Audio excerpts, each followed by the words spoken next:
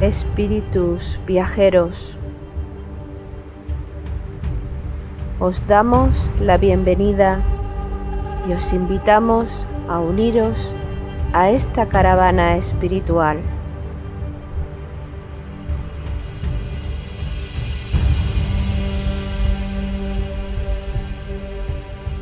Recorreremos los áridos desiertos de nuestro egoísmo personal.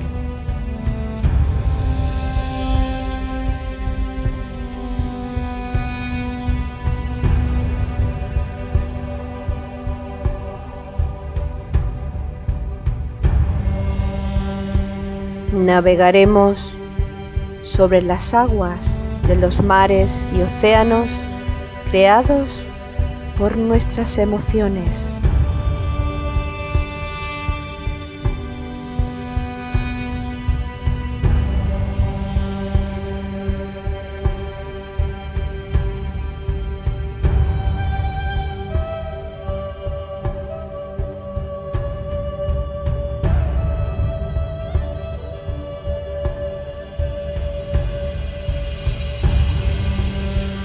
Caminaremos por los fértiles valles de nuestro despertar espiritual.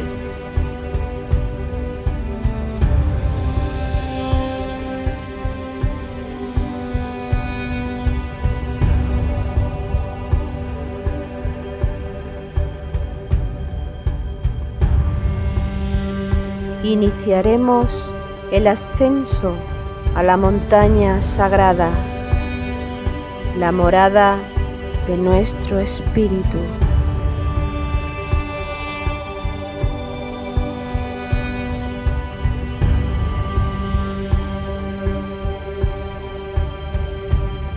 Espíritu viajero, si sientes la llamada de tu corazón deseoso, únete a nuestra caravana hacia Shambhala con alegría y gozo.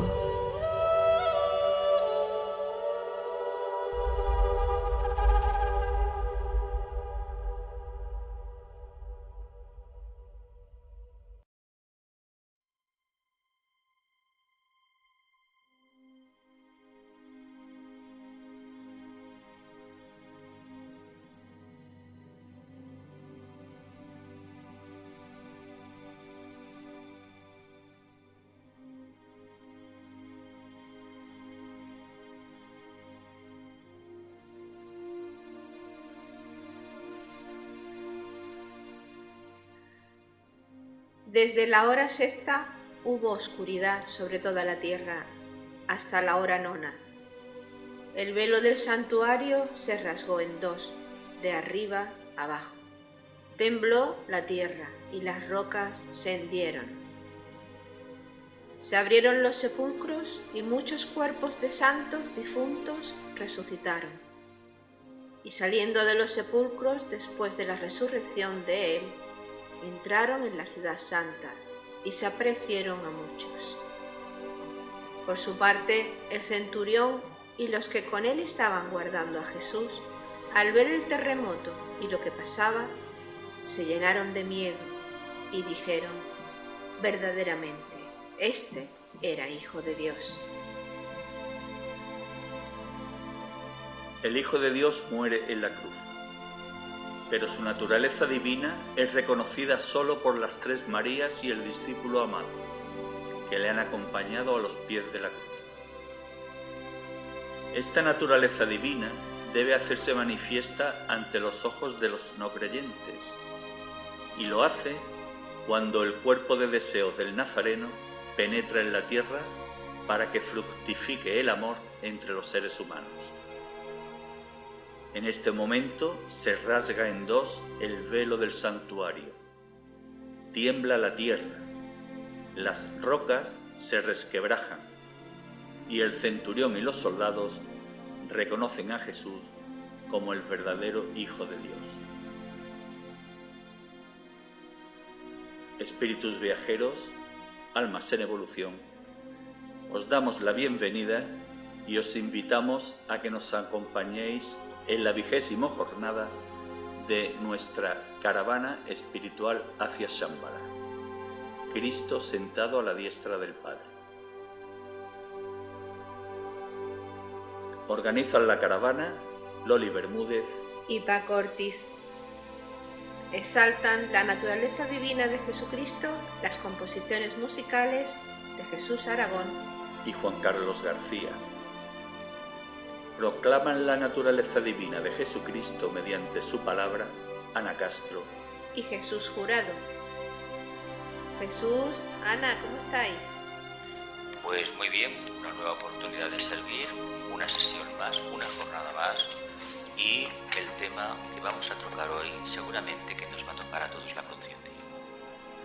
Hola a todos, pues yo igualmente como vosotros estamos aquí para desarrollar este último episodio porque los episodios no terminan, pero en este caso concreto como el programa que estamos narrando de Caravana hacia Shambhala y la vida de Jesús, pues yo creo que este es el último y esperemos que la luz resplandezca y que nuestras palabras simplemente la expresen.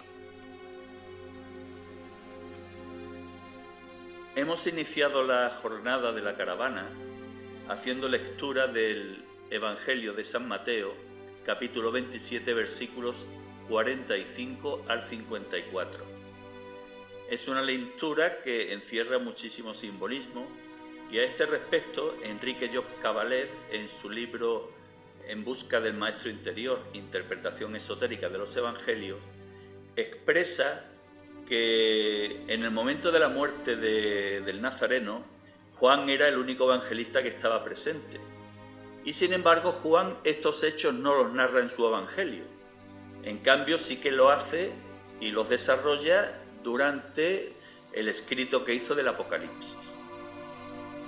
Enrique Job Cabalet, ante esta situación, expresa que posiblemente lo que trate de significar este hecho es que Juan no sufrió la conmoción de esta absorción por la tierra del cuerpo de deseos de Jesucristo al que hemos hecho referencia, puesto que él ya tenía a Cristo interiorizado. Es decir, da a entender esta omisión de los hechos el que posiblemente se trate de una narración simbólica, de un hecho simbólico. Pero independientemente de si es simbólico o es real, podemos profundizar en la simbología que la lectura del texto encierra. Si os parece, podemos comenzar por la oscuridad que se extendió en el lugar de los hechos, en el Gólgota y en toda Jerusalén, entre las horas sexta y la hora nona. En realidad, siempre que hay un alborear de una conciencia, este alborear va precedido de ni más ni menos que un periodo muy profundo de oscuridad. Una oscuridad que va acompañada de un silencio que parece impenetrable. Precisamente ese es el campo propicio para que algo muy grande, esotéricamente entendido, espiritualmente entendido, pueda acontecer. ¿Qué puede significar? Los signos extraordinarios que según los evangelios acompañaron a la muerte de Cristo quieren ser testimonio de una nueva era, de la nueva era que comenzaba. Las tinieblas que se extendieron por todo el país, la ruptura de la cortina del templo que cubría el Sancta Sanctorum, lugar santísimo donde solamente el sumo sacerdote podía entrar para ofrecer el sacrificio expiatorio, significa o son expresión de que la antigua alianza había terminado y entraba un nuevo orden divino.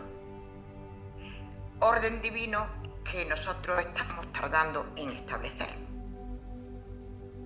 Si hacemos analogía con los signos, los trabajos de Hércules, podremos ver que el trabajo número 6 es nada menos que Virgo, el momento en que alma y personalidad deciden ni más ni menos trabajar juntas para dar fruto a una verdadera conciencia. Y el trabajo número 9 es Sagitario, el signo del iniciado, el signo del silencio. Por lo tanto, el nacimiento de la conciencia crística ha convertido al discípulo en un auténtico iniciado.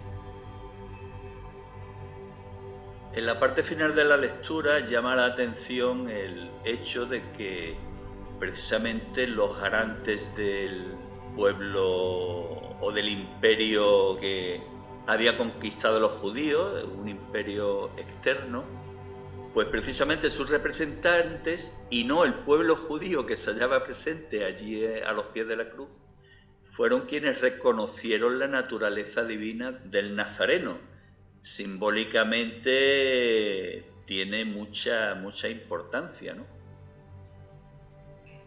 Porque yo pienso que realmente la naturaleza divina solamente es capaz de reconocerla quien está más desarrollado en su conciencia. Es imposible que la materia reconozca lo divino.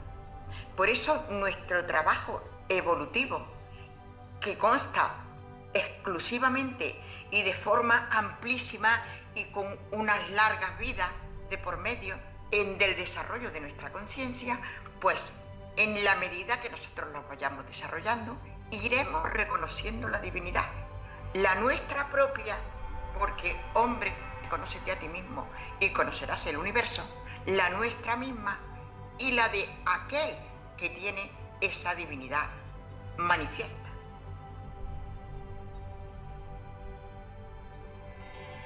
El evangelista Juan, en su capítulo 19, versículos 31 al 37, narra lo que aconteció una vez que Jesús Cristo había expirado.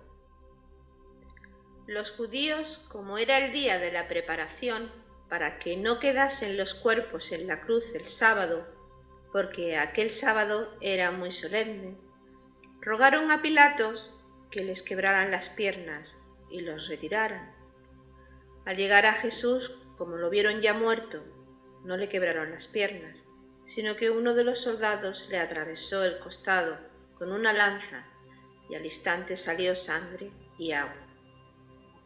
El que lo vio lo atestigua y su testimonio es válido, y él sabe que dice la verdad, para que también vosotros creáis. Y todo esto sucedió para que se cumpliera la Escritura. No se le quebrará hueso alguno.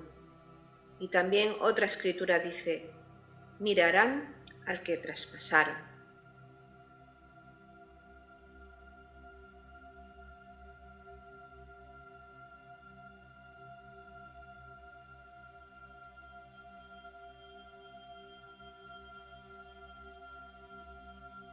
La primera parte de la lectura hace referencia a la actitud humana, a la importancia que le damos a lo superfluo y la poca importancia que le damos a lo que realmente es importante, es verdadero.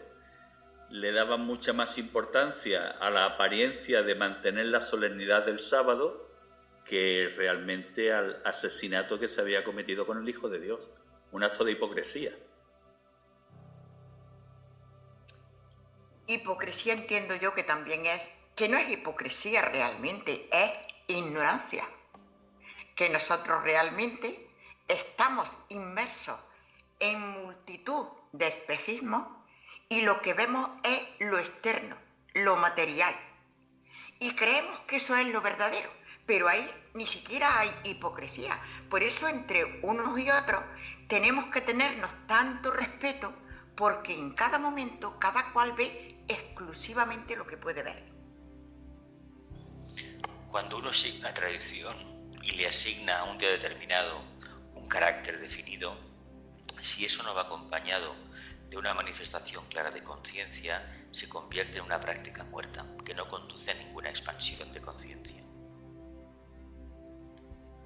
Sabemos por la historia que las tropas romanas tenían por costumbre el quebrarle las piernas a los crucificados con el objetivo de que el peso del cuerpo produjese la asfixia en el reo. Fue por ello por lo que pidieron que hicieran esto con los 3 crucificados. Sin embargo, ocurre que cuando llegan a Cristo ya lo ven muerto y no le quiebran las piernas. Es decir, no rompen la estructura del esqueleto óseo que al fin y al cabo es quien da estabilidad al cuerpo físico. Traducido esto mediante analogía a la creación del cuerpo de Cristo en nosotros, ¿qué puede significar? Básicamente el cuerpo etérico. No olvidemos que los dos puntales, las piernas, nos sostienen sobre la superficie de la tierra. Nosotros caminamos erguidos gracias al trabajo que hacemos con Kundalini. Si las piernas están rotas, no son un canal correcto para adquirir esa energía. No se podrán juntar en el centro básico con la energía que entra por la cima de la cabeza. Para dar la lanzada al nazareno tenían que mirarlo cara a cara. Eso también puede significar algo, ¿no? Yo no sé si el significado que puede tener porque claro, aquí lo que se refleja en toda la historia, en el Antiguo y el Nuevo Testamento, es que las profecías se cumplen. Detrás de las profecías hay siempre un simbolismo, un algo superior que nosotros vamos captando en la medida que avanzamos. Yo entiendo que quizás en ese momento se dieron cuenta o percibieron que aquel era un ser superior y a pesar de todo lo ignoraban y le dieron la lanzada en el pecho. Cosa que hacemos nosotros con muchísima frecuencia, que percibimos una realidad más auténtica, una realidad divina, pero no nos interesa y seguimos haciendo lo que de costumbre hacemos. Probablemente no podían soportar la mirada del crucificado. Y el tema de mirar hacia arriba, no olvidemos que están crucificados. La cruz tenía sus dimensiones. Para dar un golpe certero en el corazón hay que hacer como en Sagitario, mirar la meta y ajustar muy bien la trayectoria y hacer una incisión perfecta, porque en el fondo lo que se pretendía era ahorrar sufrimientos al reo.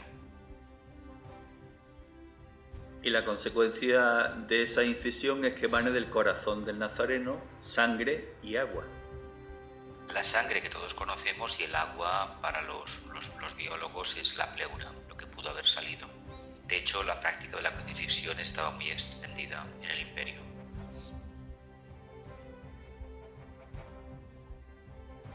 La lectura finaliza con la reafirmación y reiteración de que quien lo escribe fue testigo presencial de los hechos.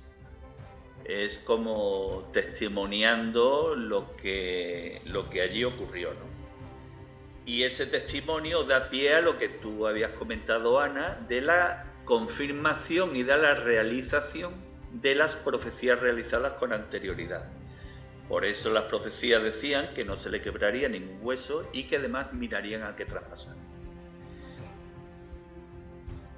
Juan le atribuye el hecho de que emanara agua y sangre del costado de Cristo. Entiende que ve en ello el cumplimiento de la profecía de Zacarías. Me mirarán a mí, a quien traspasaron. Y añade expresamente que ese es el testimonio de un testigo ocular de lo que realmente sucedió y que él personalmente garantiza que es cierto.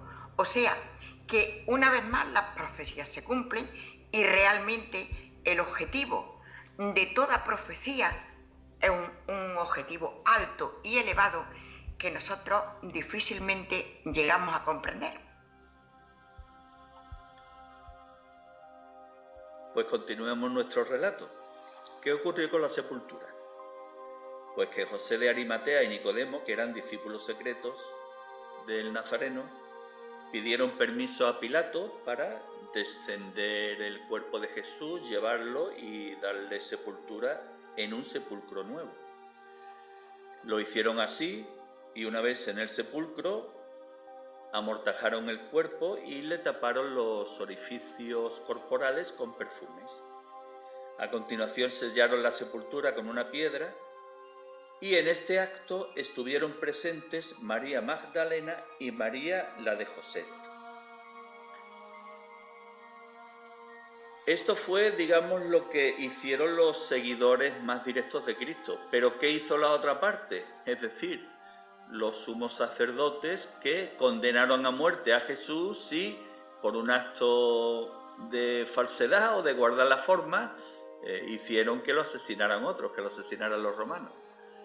Pues los sumos sacerdotes y los fariseos le pidieron a Pilato que protegiese y vigilase el sepulcro porque temían que los discípulos robasen el cuerpo de Jesús para que se diese veracidad a la profecía que el Nazareno hizo. Destruid este templo y en 3 días lo levantaré. En fin, esto último parece, no sé, el lenguaje un poco cotidiano que el ladrón piensa que todo el mundo es de su condición, ¿no? Sí, de hecho, utilizan la estratagema de echarle la culpa a los romanos cuando quien toma la decisión del apresamiento y de la ejecución son los propios judíos. Es muy típico de personalidades y de conciencias que no están plenamente manifestadas.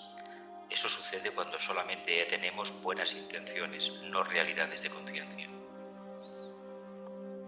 Claro, y es que además resulta que se ocupan especialmente de la forma, de embalsamar, de perfumar, de que el sepulcro quedara lacrado, etc. Y de lavarse también ellos las manos para decirle a Pilato, oye, cuídalo tú, o sea, como a mí que no me echen la culpa. Pero claro, es que la resurrección de Cristo no era una resurrección física. No, la resurrección de Cristo no necesita lo mismo que la resurrección nuestra, el manifestar a Cristo, a la esencia divina que todos somos. No necesita de lacrados ni de nada de eso. Surge cuando nuestra conciencia está muy desarrollada, hemos pasado las iniciaciones correspondientes y pese a la ley humana que exista, esa manifestación divina se produce. Pues a pesar de la vigilancia, Cristo resucitó. Fue al 3er día y al sepulcro acudieron las mujeres. Mateo narra que fueron María Magdalena y la otra María. Marcos explica que María Magdalena, María la de Santiago y Salomé se dirigieron al sepulcro. Y Lucas lo hace más extensivo, dice que las mujeres. En definitiva, fueron al sepulcro con los perfumes y vieron que el sepulcro estaba abierto y vacío.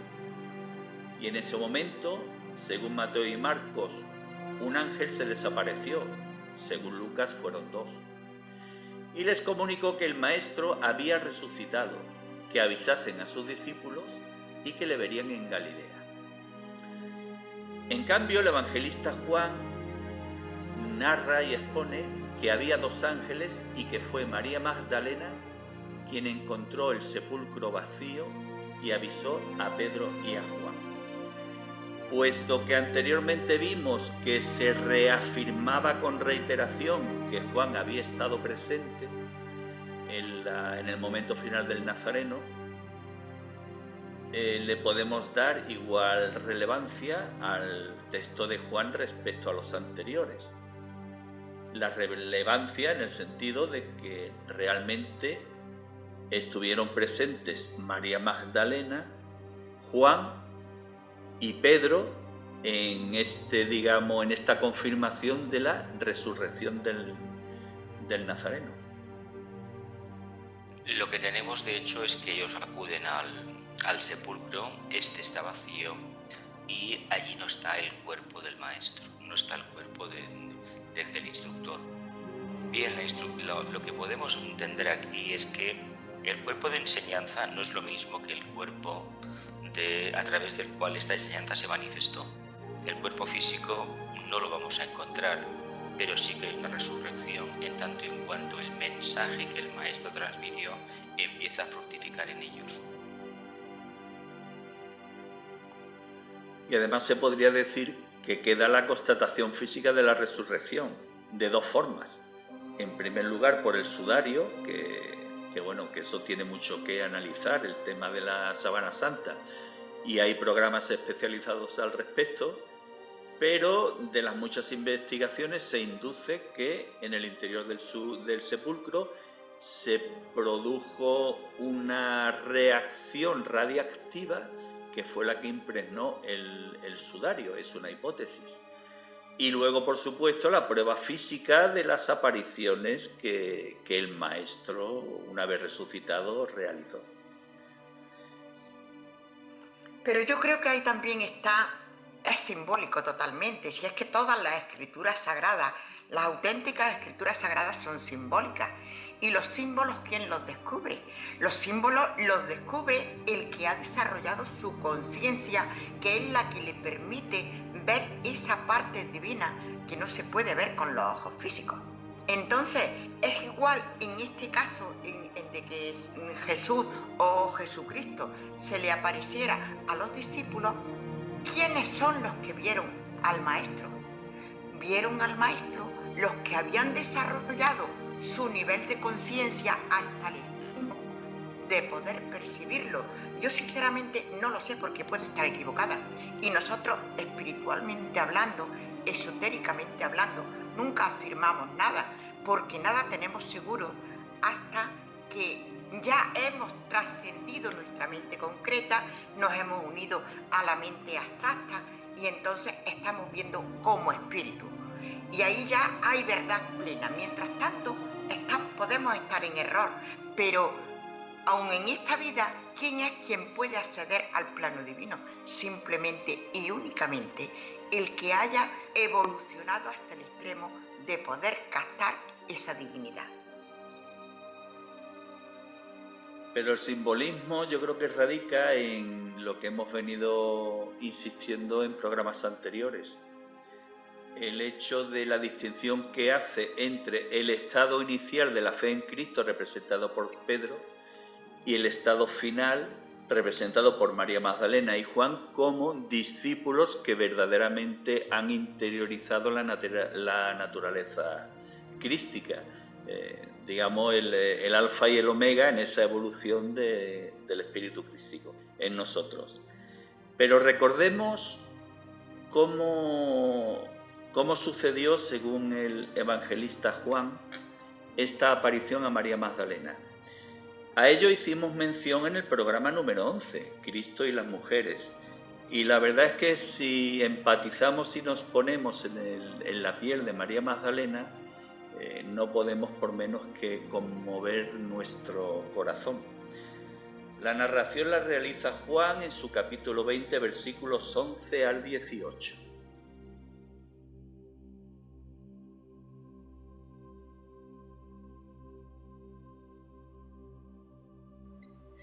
Estaba María junto al sepulcro fuera, llorando, y mientras lloraba se inclinó hacia el sepulcro y vio 2 ángeles de blanco, sentados donde había estado el cuerpo de Jesús, uno a la cabecera y otro a los pies.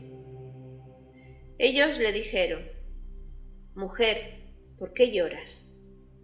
Ella le respondió: «Porque se han llevado a mi Señor y no sé dónde le han puesto». Dicho esto, se volvió y vio a Jesús de pie, pero no sabía que era Jesús. No lo reconoció. Jesús le dijo: «Mujer, ¿por qué lloras? ¿A quién buscas?». Ella, pensando que era el encargado del huerto, le dijo: «Señor, si tú lo has llevado, dime dónde lo has puesto, y yo me lo llevaré». Jesús le dijo: «María». Ella se volvió y le dijo en hebreo: «Rabuni», que quiere decir maestro.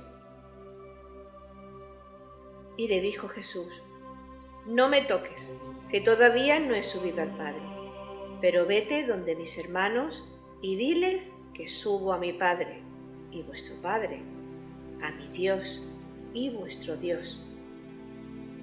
Fue María Magdalena y dijo a los discípulos que había visto al Señor y que había dicho estas palabras.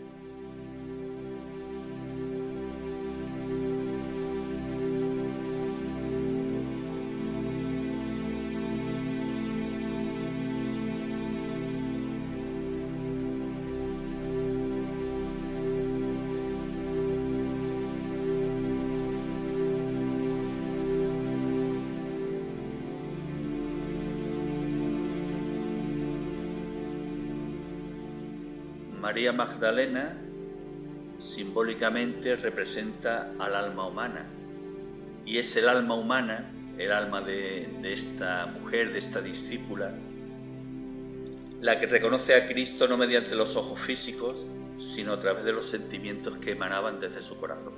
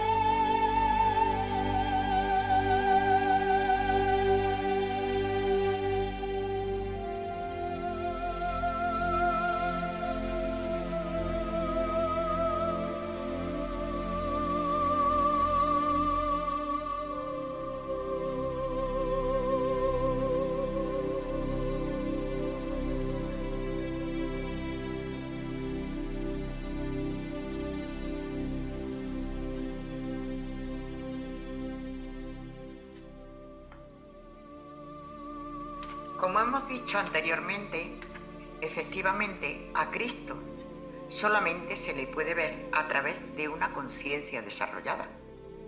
Juan y María Magdalena parece ser, sobre todo Juan, pero María Magdalena también, porque hizo en su vida un cambio total y radical, que efectivamente ya estaban preparados para poder percibir a Cristo como tal Cristo, no como un ser humano.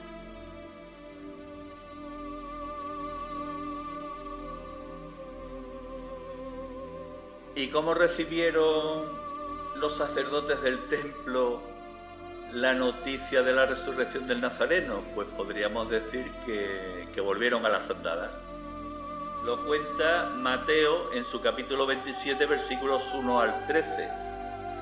Y dice el evangelista que los soldados informaron a los ancianos de lo sucedido y que estos dieron una buena suma de dinero a los soldados, advirtiéndoles: decid, sus discípulos vinieron de noche y lo robaron mientras nosotros dormíamos. Claro, nos veían y creían que podían seguir con sus engaños. Realmente eso lo podemos percibir todos los que iniciamos el sendero espiritual, que efectivamente es muy difícil ver el trasfondo, la verdad, la autenticidad de nuestra vida, que está ligada íntimamente a Jesucristo y sobre todo a Dios, que por algo somos a su imagen y semejanza. Y el mismo Cristo dice: mi Padre y vuestro Padre, mi Dios y vuestro Dios. Entonces es muy difícil captar esta realidad, como a todos los ajenos a este camino les parecía sumamente extraño. Utilizaron la materia, pagaron dinero para que nadie se escandalizara, nadie pensara que efectivamente aquel ser que había muerto crucificado era un ser extraordinario. Y entonces dice: sus discípulos han robado su cuerpo. No encontraban otra explicación para salir airosos. Cree el ladrón que todos son de su misma condición. Como ellos no podían creer de ninguna manera en una cosa que se escapaba a su comprensión y a su poder y al control que tenían de la situación, se inventaron esta solución que es más antigua que la humanidad: sobornar para que se propagara la mentira, cuando ellos vivían en la plena mentira. Pues bien, a partir de este momento fueron numerosas las apariciones de Jesús Cristo a sus apóstoles. La primera de ellas es mencionada sin aportar detalles apenas por el evangelista Marcos, pero en cambio Lucas sí lo hace de un modo detallado. Lo narra en su capítulo 24, versículos 13 al 35, y titula, digamos, a este episodio Los discípulos de Emaús. Lucas cuenta que iban dos discípulos a un pueblo llamado Emaús y estaban discutiendo mientras caminaban de todo lo sucedido en los días anteriores. Entonces se les acercó el maestro, al que por supuesto no reconocieron. Y este les preguntó cuál era el motivo de la discusión tan acalorada que tenían. Uno de ellos, llamado Cleofás, les respondió: ¿Eres tú el único residente en Jerusalén que no sabe las cosas que estos días han pasado en ella? A partir de esta pregunta se estableció un diálogo entre los tres en el que los dos discípulos expusieron los hechos acaecidos y además las esperanzas que habían depositado en el libertador de Israel, y sobre todo su perplejidad, puesto que se había vaticinado, se había profetizado por él mismo que a los 3 días resucitaría y que habían pasado los 3 días y no había sucedido nada.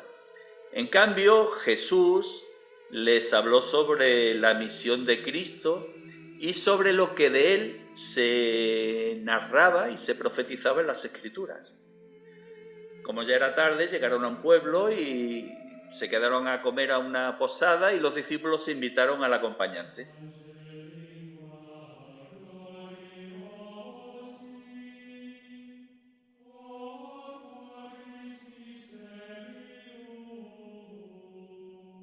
Una vez que estaban en la mesa, Jesús tomó pan, lo bendijo y se lo repartió.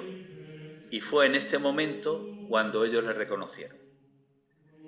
Entonces desapareció y se dijeron uno al otro: ¿No estaba ardiendo nuestro corazón dentro de nosotros cuando nos hablaba en el camino y nos explicaba las Escrituras?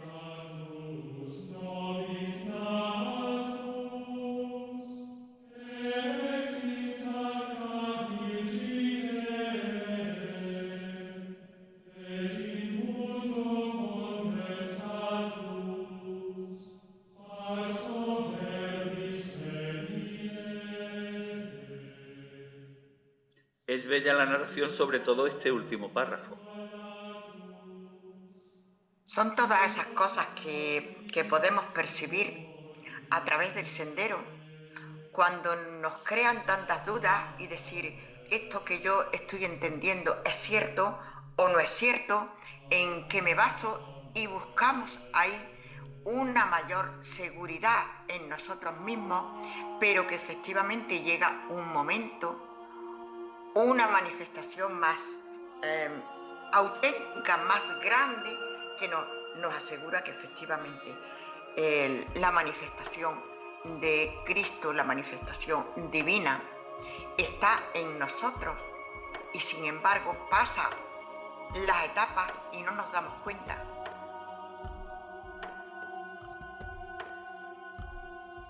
La segunda aparición es narrada por Juan en su capítulo 20, versículos 19 al 21. Al atardecer de aquel día, el primero de la semana, estando cerradas por miedo a los judíos las puertas del lugar donde se encontraban los discípulos, se presentó Jesús en medio de ellos y les dijo: «La paz con vosotros». Dicho esto, les mostró las manos y el costado. Los discípulos se alegraron de ver al Señor. Estaban reunidos con las puertas cerradas a los judíos. Tenían miedo físico y miedo espiritual, simbólicamente hablando. Claro, habla de ver sin ver con los ojos físicos. Y cuando vemos sin los ojos físicos es que estamos viendo la realidad más auténtica. Entonces hablamos nuevamente de simbología. Les enseñó Cristo o Jesús efectivamente las manos para que vieran las huellas de los clavos. Pues sinceramente no lo sé, pero lo que ellos estaban percibiendo era la realidad de que Cristo estaba con ellos. Hombre, este último texto, desde luego, lo que trata de transmitir es la confirmación de la resurrección y la inmortalidad del alma. Explicado en un lenguaje alegórico, claro, los discípulos ven un cuerpo, en la primera etapa no lo pueden tocar, aquí se entiende ya que el acercamiento a ese cuerpo es mucho más consciente, pero en realidad lo que los discípulos están viendo es un maya virupa, es decir, es un cuerpo físico aparente. Se puede tocar, se puede abrazar, pero no es un cuerpo generado a través de los átomos simientes, como habitualmente tenemos los humanos. No olvidemos que él acababa de pasar el ritual de la cuarta iniciación. Bueno, y aquí hay una cosa que a mí me llama la atención. ¿Por qué no les enseñan los pies? Porque tal vez los pies no los necesita ya porque ha superado la prueba de la atracción por la tierra. Se dice que un iniciado tiene los pies destrozados de haber pisado todos los caminos, de haber caminado por todas las rutas de la tierra, es decir, que el plano físico para él ya no encierra ningún secreto. Qué bonito, qué bonito. Esta aparición continúa la narración Juan en el mismo capítulo 20, pero los versículos 21 al 23. Jesús les dijo otra vez: la paz con vosotros. Como el Padre me envió, yo también os envío. Dicho esto, sopló sobre ellos y les dijo: recibid el Espíritu Santo. A quienes les perdonéis los pecados, les quedan perdonados. A quienes se los retengáis, les quedan retenidos.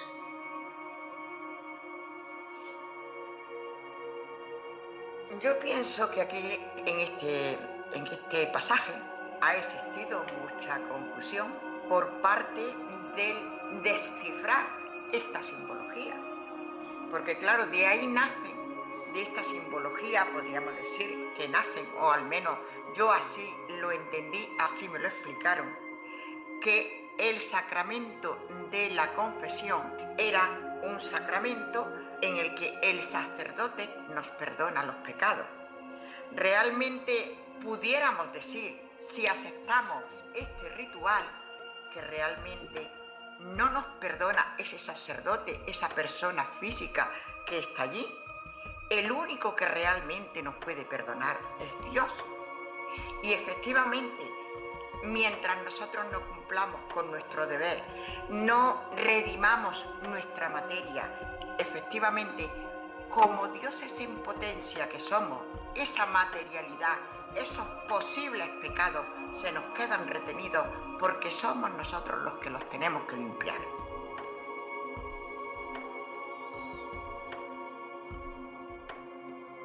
Teniendo en cuenta que reciben el Espíritu Santo, ¿se podría deducir de esta lectura sobre los pecados que los discípulos adquieren la capacidad de conocer el karma de sus semejantes?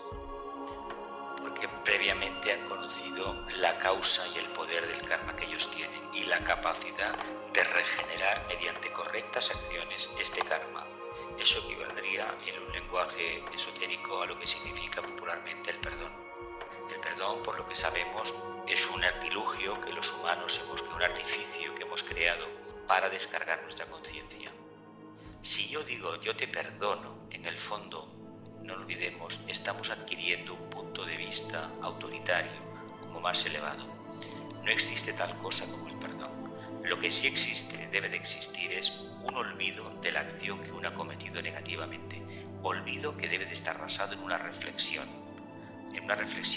que conduzca a un cambio de actitud y de comportamiento. Entonces, no es que lo que hemos hecho mal se solucione, sino que estaremos en vías de no repetir el mismo error. Le llamamos karma a todo aquello que desconocemos, pero en la vida diaria tenemos infinidad de oportunidades de desencuentros con personas conocidas o no tan conocidas y decimos, ¿y esto de dónde vendrá? Esto viene de actitudes nuestras con estas almas en vidas anteriores. Sobre todo, entiendo yo, para mí es importante y se nos debería quedar bien claro, es que Si yo perdono a alguien, es que antes lo he condenado. Luego yo no tengo que perdonar a nadie. El Padre ni siquiera nos perdona. ¿Por qué no nos perdona? Porque nosotros tenemos que seguir nuestro proceso evolutivo y somos nosotros mismos los que regeneramos esos fallos, esos errores, ese apego a la materia. Somos nosotros mismos. ¿Cómo recibimos nosotros y todos los apóstoles o los posibles apóstoles? Porque el apóstol es que se dedica con una comprensión mayor al servicio a los demás, ¿no? ¿Cómo se recibe? Se recibe porque en potencia esa esencia divina, ese espíritu lo tenemos en nosotros y lo compartimos en la medida que lo desarrollamos. Y en esa medida que lo desarrollamos no tenemos que perdonar a nadie, tenemos que comprender y tener compasión, porque los mismos errores que han cometido o que cometen otros compañeros o caminantes o hermanos nuestros son los mismos que nosotros hemos cometido anteriormente. De ahí nos nace esa comprensión y esa compasión.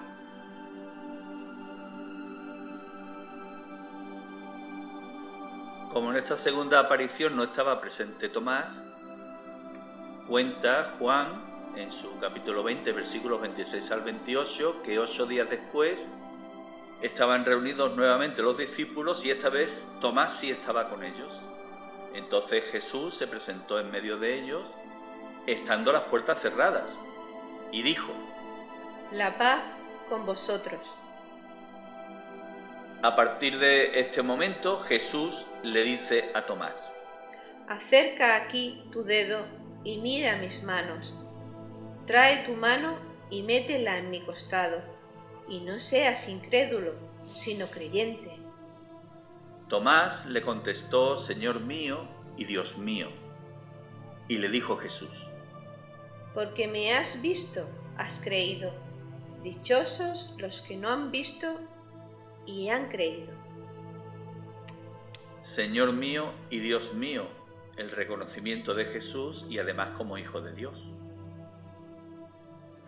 Básicamente la prueba, la experiencia de la creencia basada en hechos concretos, lo único que dice es que tal vez estemos más ciegos de lo que creemos.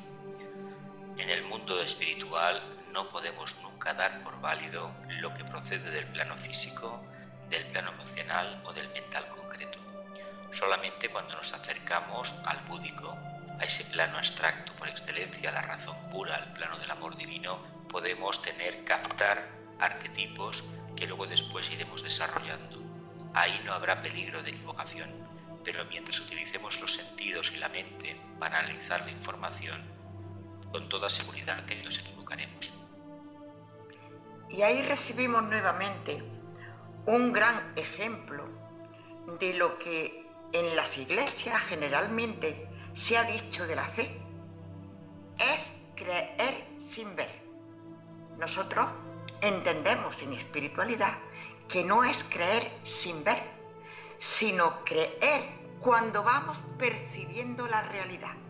Pero esa realidad no la vamos percibiendo cuando, por ejemplo, como Tomás ha podido meter el dedo en la llaga, sino cuando efectivamente nosotros hemos desarrollado nuestra conciencia, que nuestra conciencia es nuestra esencia divina, consecuencia del esfuerzo y trabajo que hacemos para redimir la materia.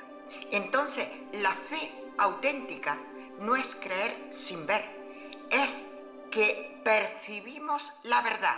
Lo de creer prácticamente algún día quedará eliminado porque realmente estamos viendo con los ojos del alma. La fe en los escritos del maestro tibetano figura con la definición sustancia de cosas esperadas, evidencia de cosas no vistas. Hemos creado algo, interiormente nos parece que es así, eso creemos que responde a una percepción interna muy elevada y en el fondo muchas veces lo que es una piedra más en la mochila del karma, de la incorrección y de las cosas que tarde o temprano deberemos solventar. Si somos incrédulos por naturaleza y desconfiados, tenemos otra piedra más grande en la mochila. Por lo tanto, deberíamos de actuar de una manera bastante pragmática. Hay infinidad de cosas en el día a día, y más en los temas espirituales y esotéricos, y más en este misterio de Palestina tan profundo y tan esotérico, que se escapan a nuestra comprensión. Cuando una cosa no se comprende, se aparta y uno continúa. Ahora, eso sí, ni vota a favor ni en contra de lo que no comprende. Simplemente sigue investigando. ¿Cómo? Sigue haciendo profundos silencios, haciéndose preguntas, profundos silencios, meditación, y no quepa duda alguna que llegará el día, el momento en que la luz se hará, y entonces se tendrá esa comprensión intuitiva y la desconfianza como tal desaparecerá.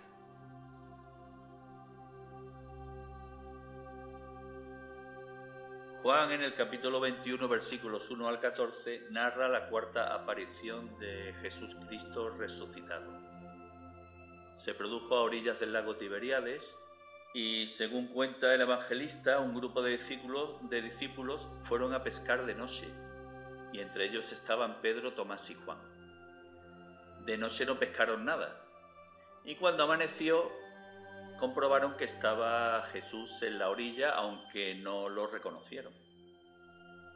Y ese personaje que estaba en la orilla le dijo que echasen las redes a la derecha de la barca, y pescaron 153 peces. Jesús había encendido en la orilla las brasas y había puesto sobre ellas un pez y pan. Y entonces le pidió a los discípulos algunos peces y comieron. Los discípulos ya le habían reconocido. Aquí, como es habitual en el Evangelio de Juan, hay mucho simbolismo. En primer lugar, la gran diferencia entre la pesca de noche, que no pescan nada, y la pesca de día. La luz. La luz. Si no hay luz, el mundo de las emociones se vuelve bastante turbio.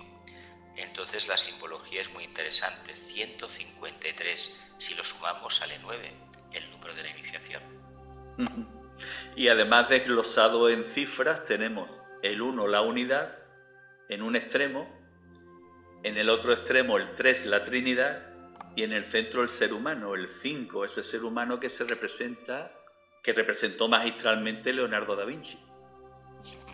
Tendríamos por chakras, tendríamos el coronario, primer rayo, quinto rayo lo veríamos por el entrecejo y el tercer rayo por el centro laríngeo. Chakras muy potentes. Al final, toda la simbología, los números inclusive, están relacionados directamente con el desarrollo de nuestra conciencia. El desarrollo de nuestra conciencia nos hace pasar por todos los distintos rayos que nosotros luego, en esas vidas X que pasemos, tenemos que equilibrar para no situarnos en ninguno de los extremos, sino en el punto de equilibrio. La unidad, que efectivamente es de donde todo nace, y la potencia absoluta, el amor y el poder. El 5 que tú lo has relacionado, Paco, con Leonardo da Vinci. El ser humano. Yo también digo, no quiere decir que, porque en realidad los símbolos, cada cual los va interpretando según su conciencia. Ese es el verdadero significado de cada símbolo y no tenemos acceso a un nivel superior porque mientras no desarrollemos más nuestra conciencia, solamente vamos a ver eso, ese límite. El círculo no se pasa. Y entonces ahí puede estar el ser humano como el cuaternario y el alma que también está con ello. 4 y el alma, 5. Y la Trinidad, lógicamente, que siempre está con nosotros. Prosigue el relato Juan y en sus versículos 15 al 23 explica que cuando estaban todos los discípulos con Jesús, el Nazareno resucitado se dirigió a Pedro y le dijo: Cuando llegues a viejo, extenderás tus manos y otro te ceñirá y te llevará a donde tú no quieras. Y así fue como le indicó el tipo de muerte con el que iba a glorificar a Dios. Y a continuación le dijo: sígueme. Pedro le siguió, y tras Jesús y Pedro iba Juan. Pedro se percató de ello y le preguntó a Jesús de una forma muy curiosa: Señor, ¿y este qué? Entonces Jesús le respondió: si quiero que se quede hasta que yo venga, ¿qué te importa? Tú sígueme. Finaliza Juan el relato enfatizando que Jesús había dicho esto y no había dicho que Juan moriría. ¿Qué os parece? Pues yo entiendo que aquí se nos muestra perfectamente un axioma que repetimos mucho en espiritualidad, que es que el camino es personal e intransferible. El camino de Pedro, de Juan, de Antonio no tiene que ser exactamente igual al camino de otros seres humanos. ¿Por qué? Porque cada uno tiene sus cuentas pendientes. Entiendo, cuando hablo de cuentas pendientes, me refiero a karma que naturalmente tenemos que vivir, porque el karma no es un castigo, sino una enseñanza que a través de ello y a través de los hechos correctamente realizados nos están enseñando y estamos redimiendo con ello nuestra materia. Y entonces cada uno tiene sus cuentas pendientes, sus cuentas que liquidar y su nivel de conciencia que ha desarrollado. Luego, a uno nos puede llamar Dios, el Padre, Cristo, en un momento determinado, para unos hechos determinados, y a otros para otros.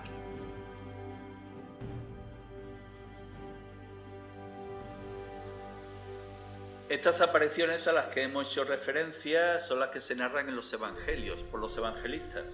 En cambio, los Hechos de los Apóstoles hablan de 40 días de apariciones. Y en el capítulo 1, versículos 1 al 3 de los Hechos de los Apóstoles podemos leer lo siguiente. Se les presentó dándoles muchas pruebas de que vivía, apareciéndoseles durante 40 días. Nuevamente el número simbólico, el 40, ese número que aparece presente en la vida de Moisés cuando subió al monte Sinaí y que está presente en el momento que Cristo fue bautizado, los 40 días en el desierto. Bien, es un número sintomático, 4 veces el propósito divino, el 10, 4 veces la subida a la montaña. Es un periodo de profunda preparación para una gran expansión de conciencia. Entonces entendamos que el número 40 a nosotros tal vez nos indique algo especial. ¿De qué manera podemos provocar una catarsis en nuestra conciencia? Tal vez si alguien se dedicara 40 días a un ayuno no muy estricto, sino lo básico, y a profundas meditaciones, etcétera, etcétera, tal vez conseguiría una expansión, pero no se trata de eso. Se trata de que esa expansión vaya acompañada con un conocimiento pleno de lo que se está haciendo.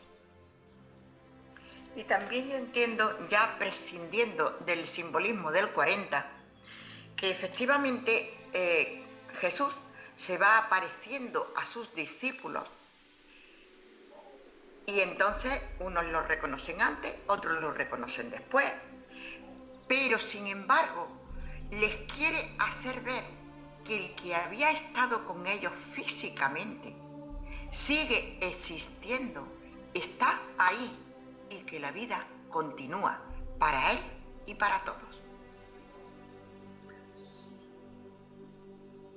Hermanos, con nuestro corazón gozoso, puesto que Cristo ha resucitado y está muy próxima su ascensión, os invito a realizar una última reflexión.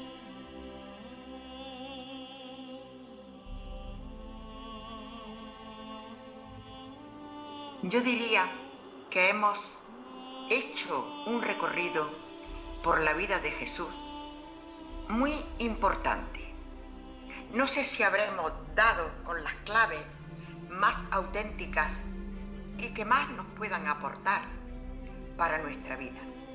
Pero realmente todo esto que hemos estado hablando también nos lo podemos aplicar a nuestra vida, porque todos nacemos, que es la primera iniciación. Todos seguimos con las iniciaciones correspondientes, todos seguimos cayéndonos y levantándonos, todos nos vamos conociendo y todos llegamos a ver la realidad más auténtica, al Cristo más auténtico, a la divinidad. Hemos asistido a un proceso iniciático, a un gran proceso iniciático, a una gran expansión de conciencia, con todo el desapego. Hemos asistido a la cuarta iniciación, a la crucifixión. Después vendrá el momento de la resurrección. Pero lo importante es que seamos capaces de comprender que en la crucija, esa cruz compuesta por 4 constelaciones impresionantes, Tauro, Escorpio, Leo y Acuario, como almas nos debemos crucificar, porque esa es la cruz por excelencia del servicio. Si sumamos los rayos, el 4 y el 5 nos da 9, y 9 es el propósito que tiene el Creador para sus hijos. La iniciación, la gran expansión de conciencia que precisamente posibilita que estés a su lado. Pues para mí todos estos programas han sido especiales, he aprendido mucho, nos hemos esforzado mucho también todos y creo que ha sido muy positivo porque hemos llevado a las personas que siguen a la caravana y que caminan con nosotros una imagen de Jesús, una imagen de Cristo bastante más acertada de lo que muchas veces hemos pensado que teníamos, y creo que eso nos acerca a ese trabajo maravilloso que habéis comentado Ana y Jesús, esas iniciaciones que nos quedan por cumplir. Todo esto nos ayuda mucho a poder prepararnos para ese momento cuando nos llegue. Uno de los objetivos del Agni Yoga es conocer la verdadera naturaleza de Cristo y la verdadera naturaleza de sus enseñanzas, así como la verdadera naturaleza de Jesús. Creo sinceramente que hemos aportado bastantes granos de arena durante todas las jornadas realizadas para cumplir este objetivo.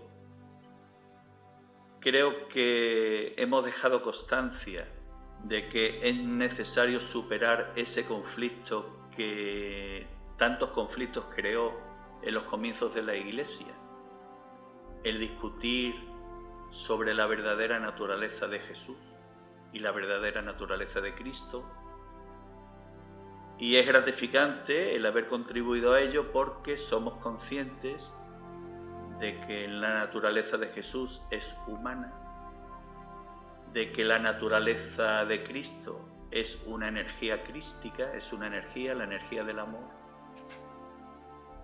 y que ambas están presentes en nosotros. En cada uno de nosotros se ha sembrado esa semilla crística que poquito a poco vamos alimentando y vamos desarrollando. Y que cuando llegue la hora final de esa crucifixión, que no tiene por qué ser clavado en una cruz, como le ocurrió al Maestro, pero cuando esa etapa final de nuestra evolución humana aquí en la Tierra se produzca, nos habremos ganado el derecho de acceder a la ciudad sagrada de Shambhala, hacia la que se dirige nuestra caravana, puesto que nos habremos convertido en un alma grande, en un Arat, en un Mahatma.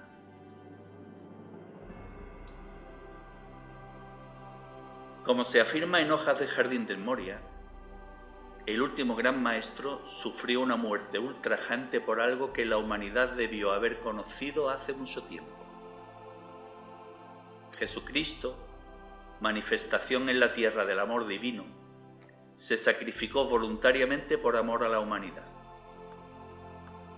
El amor divino debe penetrar profundamente en el corazón del hombre, debe conquistarlo y regenerarlo antes que éste pueda apreciar la enormidad de sus ofensas en contra de la ley divina y se perdone por los pecados cometidos en contra de sí mismo. Conocer la verdadera naturaleza de Jesús Cristo y sus enseñanzas es esencial para que nuestra alma manifieste a Cristo. Mientras Jesús Cristo ascendía a los cielos, los ángeles del Señor transmitieron un mensaje a los galileos y, por supuesto, a todos aquellos que tengan oídos.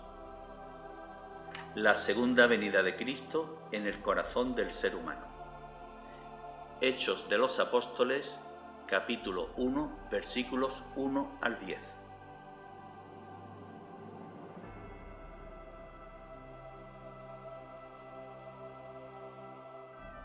Fue levantado en presencia de ellos, y una nube le ocultó a sus ojos. Estando ellos mirando fijamente al cielo mientras se iba, se les aparecieron dos hombres vestidos de blanco que les dijeron: Galileos, ¿qué hacéis ahí mirando al cielo? Este que os ha sido llevado, este mismo Jesús, vendrá así tal como le habéis visto subir al cielo.